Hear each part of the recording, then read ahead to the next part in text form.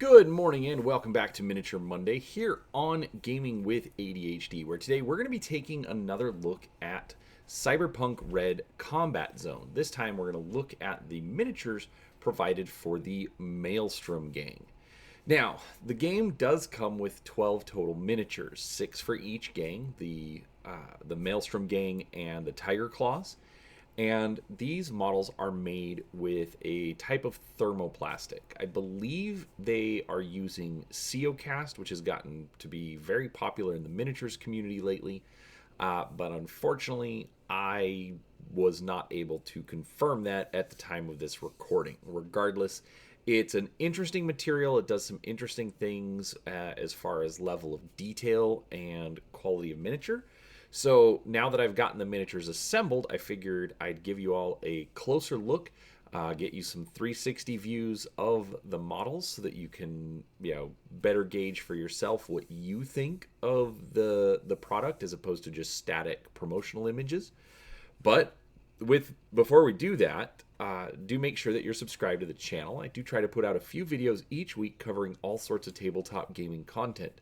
Whether it's miniatures or board games or role-playing games, I try to cover pretty much anything that interests me, and I'd love for you to come along and see what we have to share. In addition, there are links in the description to our social media on Facebook and Twitter, and also to a couple of affiliate links on DriveThruRPG and Amazon if you would like to help out the channel. So, with all of that out of the way, let's go ahead and switch over to our close-up camera. All right, now this is the Warlord miniature. He is the leader that's provided. Basically, when you're building your gang, you need to pick one leader and then a number of models equal to the number of Eurobucks that you're going to be playing in your game. Now, one thing I will point out with the miniatures, they are on 3D printed bases that I printed out myself here at home. And they are actually a little bit small. I was dumb, for lack of a better way to put it, and didn't measure the original base when I started basing everything on these. So these are a 1-inch base, but the actual bases provided are just slightly larger. They're about, they're 1 inch is about 25 millimeter. The official Monster Fight Club bases are about 27 millimeters. So do keep that in mind if you wish to rebase your figures. I was considering taking all of the bases off and putting them back on the Monster Fight Club bases, but as I'm probably just going to be playing, at home, I didn't think it was an issue because I have the gangs for myself. So, with that said, overall, the model is really, really striking. You get a lot of really good detail, especially you can see that cyber spine going down his back. Plenty of undercuts. Now, there is a giant mold line running across the model. I will be honest, personally, I am really bad at cleaning up mold lines. But also with this particular plastic, because of how soft it is and because of the different layers, it is much harder to clean as well without risking damaging the model. This particular model, it's not too bad. I have had some where it's a bit more excessive than others. But overall, this guy is nice. He's big. He's imposing. Definitely looks like a guy who's covered in cyberware and, ready to wreck some face in the combat zone. There we go. That's the term I would like to use. So overall, I like it.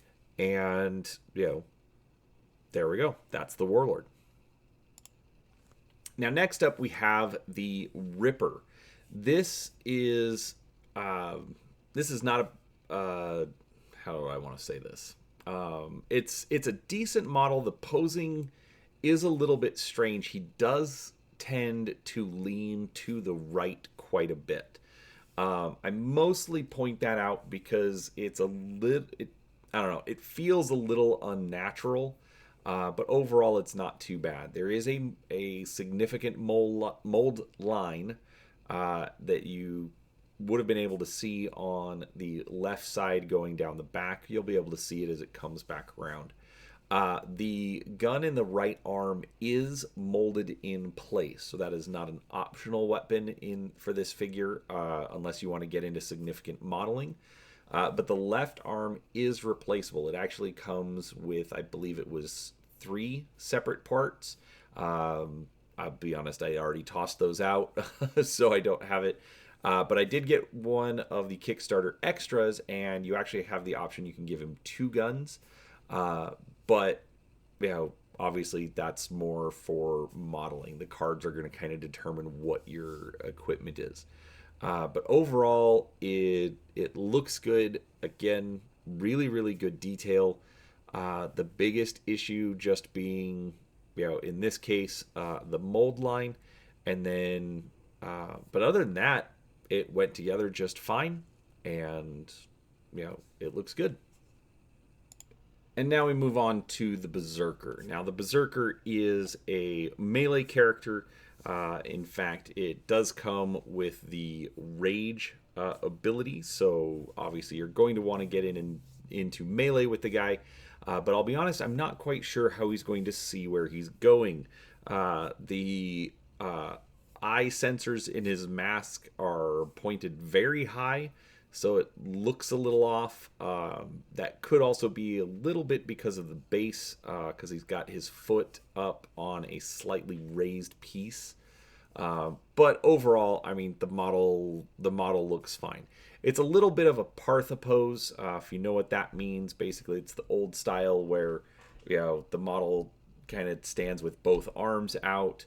And it was for old school casting because essentially they had to do it all in one piece.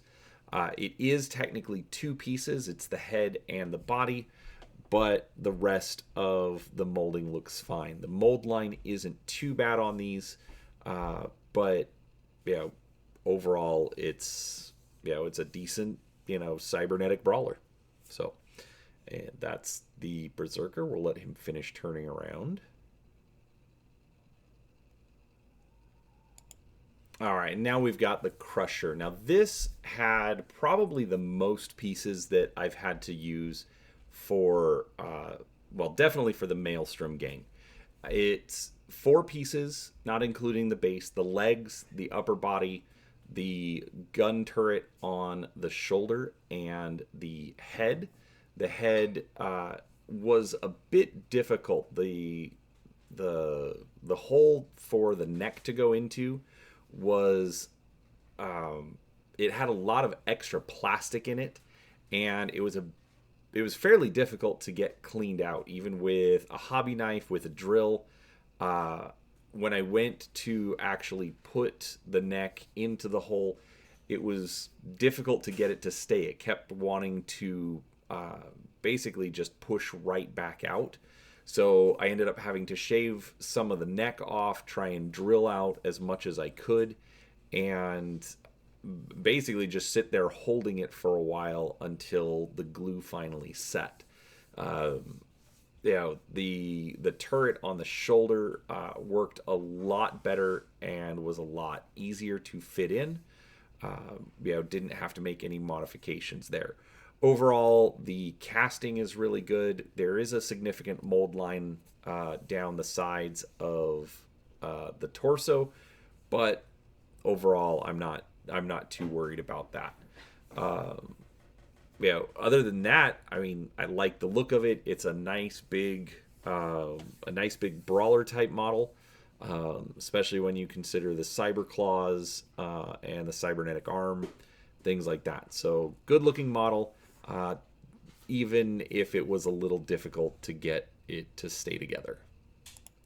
All right, next up we have the Flenser, the one female miniature on the team. Overall, it's pretty good.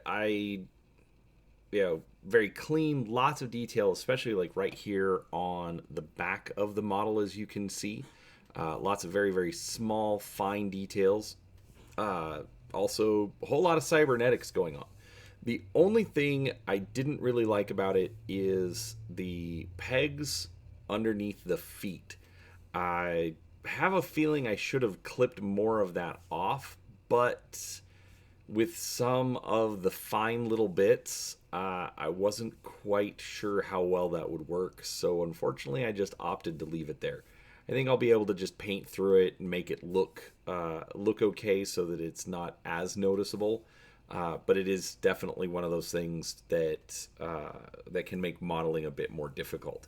For me, the most of the figures had two pegs coming off of them, and I left at least one on one of the feet so that I could drill a hole into the base and actually secure the model that way. That way, it's not just a flat feet being glued on top of a more or less flat surface. Figured if I used the peg, then they would at least stand up a bit better and be more secure on the base itself. But otherwise, the model itself looks fine. It's a two-part figure, the head and the body. But other than that, it looks really good. A lot of detail on it, and there we go. That's the Flenser. All right, and finally we've got the ranged specialist.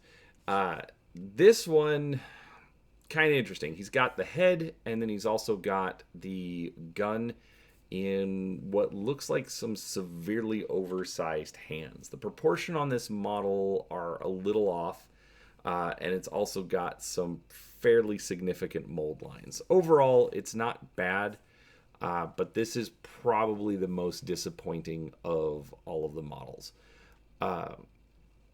Again, the fact that the mold lines are so heavy, the proportions seem fairly off for the model, especially in the hands. The legs look like they could be dwarf legs, but on a full-size human, I don't know. Overall, the proportions on this model are not great, but again, I'm usually a very forgiving player, so I'm willing to overlook a lot of those kinds of, I don't want to call them disappointments, but just drawbacks or, things that maybe make you a little less excited about the model. Especially with other models that will be released, it won't be too hard to replace this guy in your unit if you really feel like it. So there we go. That is the ranged specialist. Overall, these are not, I wouldn't necessarily call them the best miniatures. They do have an amazing amount of detail, but sometimes that detail, comes at the expense of the material that they're using. The material was easy enough to work with. Just a pair of regular hobby clippers, it will let you get all of the parts to come up or off of the sprues. The how do I want to put it? The models themselves look, for the most part, pretty good. The biggest thing you're going to have to deal with is mold lines. Like I said, I normally ignore them, but in this case, you can't. Files don't work great to clean them up. And so essentially you have to get in with your hobby knife, but you've also got to be extremely careful. So do keep that in mind.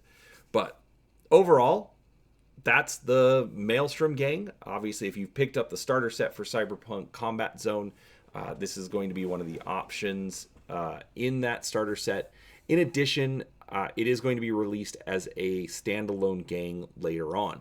I don't know exactly what their release date is for that, but I do know that it is coming. So, with all that out of the way, I hope you enjoyed it. If you did, please do give it a thumbs up. Make sure you tell me down in the comments, what has your experience been? Do you already have the gang? Have you put it together?